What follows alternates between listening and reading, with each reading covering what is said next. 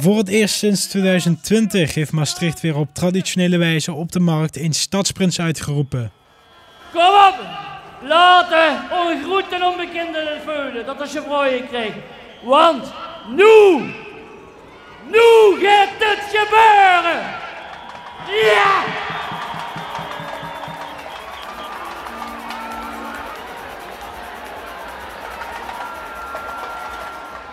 Al kost mich dat mijn laatste druppel bloed. Al kost mich dat mijn allerlaatste druppel bloed. En roept hem met mij bed. Lang leven stadsprins Stefan de Eerste. Hyper de piep. Oh! Hyper de piep. Oh! Hyper de piep. Oh! Prins Stefan de Eerste dus, onze nieuwe stadsprins.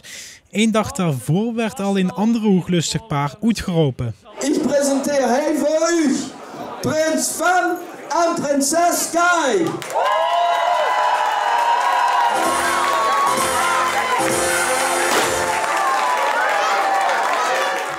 En waar ons jeugdhooglustig paar het meest zin in heeft, is wel duidelijk.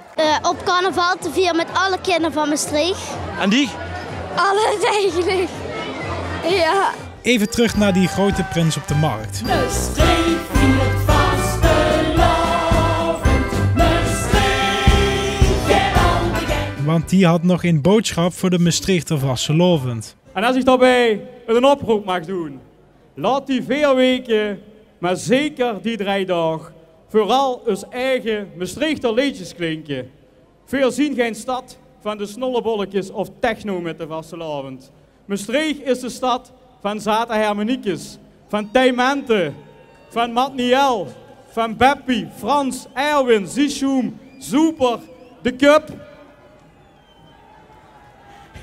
Jontana, Duo XL en al die anderen.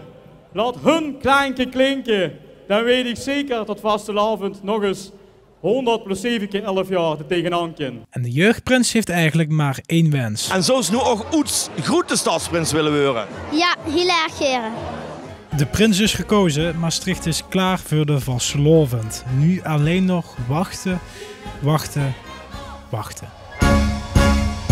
Maastricht viert vastelavond.